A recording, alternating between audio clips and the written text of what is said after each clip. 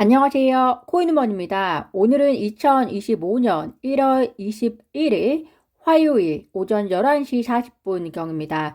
구독과 좋아요, 알림 설정 정중히 부탁드리면서 오늘 영상 시작하겠습니다. 트럼프 취임 연설이 우리나라 시간으로 오전 2시경에 시작이 되었습니다. 기대와 다르게 트럼프는 이민자, 관세, 인플레이션, 젠더 문제 등을 언급했지만 암호화폐에 대한 언급은 하지 않았다라는 소식이 들려왔습니다. 트럼프가 암호화폐를 잊은 것이 아니냐라는 우려와 함께 암호화폐 시장의 경우에는 새벽 2시를 기점으로 해서 낙폭이 있었는데요.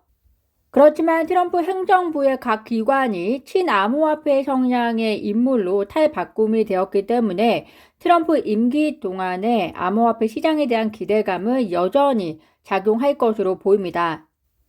우선적으로 미국 SEC 위원장 직무대행으로서 현재 SEC 위원 마크 우에다가 임명이 되었습니다. 마크 우에다는 크립토맘으로 불리는 피어스 SEC 위원과 함께 게리 겐슬러 리더십 체제 내에서 계속해서 친암호화폐 발언을 이어온 사람이었기 때문에 그가 대행으로 있는 동안 암호화폐 업계에는 작은 호재가 될 것인데요. 작은 호재라고 말씀드리는 이유는 SEC 위원장 직무 대행이기 때문에 권한에 있어 일부 한계가 있을 것이고, 다만 SEC 위원장으로 위임된 폴 애킨스에 의해서 정식으로 SEC가 운영이 되면 향후 암호화폐 업계와의 SEC 관계가 파트너 관계, 화해 모드를 이어갈 것으로 보입니다.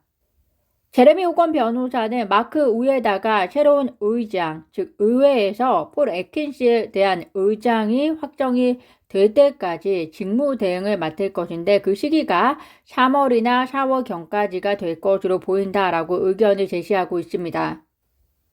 캐롤라인 팸 위원이 CFTC 위원장 대행으로 확정된 것은 리플을 포함한 암호화폐 업계에 역시 작은 호재가 될 것 같은데요. 특히 캐롤라인 팸 위원은 암호화폐 업계를 이해하고자 한다면서 리플을 직접 방문해서 리플 CEO 브래디 갈링하우스와 미팅을 진행하기도 했습니다. 그것이 작년의 일인데요. 규제 기관들의 이러한 변화들이 있기 때문에 비록 트럼프가 취임식에서 암호화폐에 대한 내용의 직접적 언급이 없었을지라도 업계는 변화의 물결을 타기 시작할 것이라고 생각을 합니다. 모든 일에는 좋은 점이 있고 또 부정적인 면도 있고 양면을 가질 수밖에 없을 것이다 라고 생각을 합니다. 이 좋은 예가 트럼프 밈코인인데요. 트럼프가 취임하기 바로 직전에 트럼프 밈코인이 발행이 되었습니다.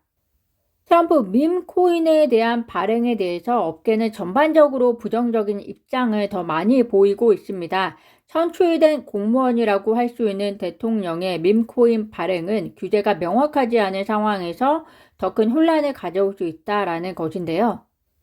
빌 모건 변호사의 경우는 SEC가 대통령이 공식적으로 암호화폐를 상장했다는 이유로 소송을 제기할 가능성이 없다는 것을 알고 있을 것이고, 그렇기 때문에 트럼프 코인이 대통령 재임 기간 동안 밈코인 1위가 될 가능성이 없는 것도 아니다 라고 하면서 어떻게 보면 이해 충돌의 부분을 우려하고 있는 것으로 해석이 됩니다.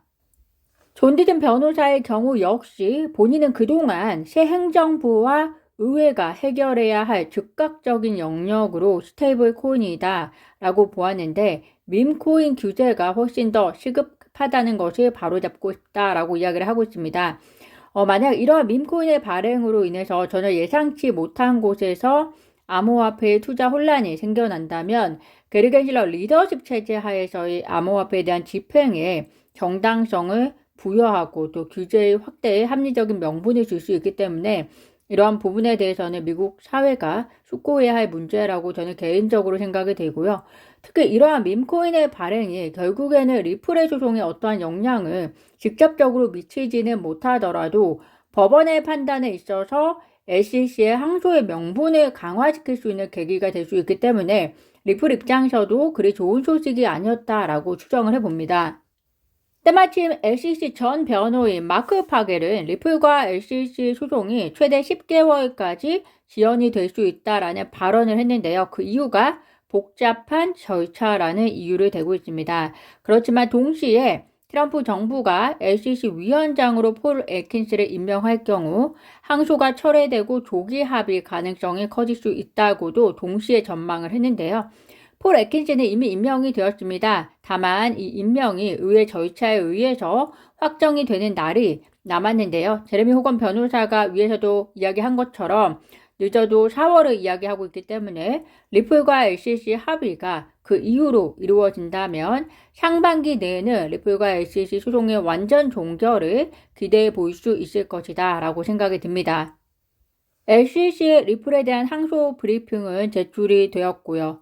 리플의 SEC 교차 항소 브리핑도 제출이 될 텐데요. 아마 리플의 SEC 교차 항소 브리핑에는 공정 방어에 대한 내용, 그리고 미국 내에서의 ODA 판매 부분, 그리고 프로그램의 거래에 있어서 리플의 사후 판매 의무가 없다는 점 등에 대해서 교차 항소 브리핑을 제출할 것이라 생각이 듭니다.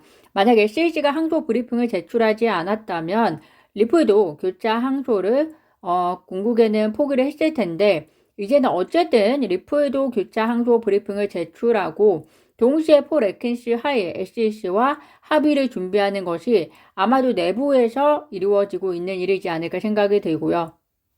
트럼프 미국 행정부가 CBDC를 개발하지 않는다고 밝힌 만큼 대신에 스테이블 코인에 대한 성장을 시장이 분석하고 있습니다. 그런 만큼 리플의 사업이 송금 결제 사업 내에서 스테이블 코인과 XRP의 효용성 그리고 토큰화 시장이 커질 것이기 때문에 이 안에서의 리플의 사업 확대 부분으로 계속해서 집중해 나갈 것이다 라고 생각을 해봅니다.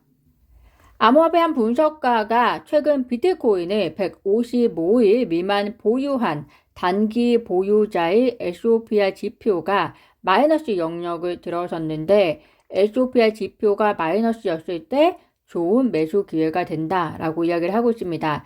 다만 현재 보유자들이 손실을 감수하지 않고 매수하기로 결정하면 이들의 매수 부근이 지지선 역할을 할 수 있고 반대로 대거 매도에 나서는 경우에는 시장이 더 큰 폭으로 하락할 수 있다라고 이야기를 하고 있는데요.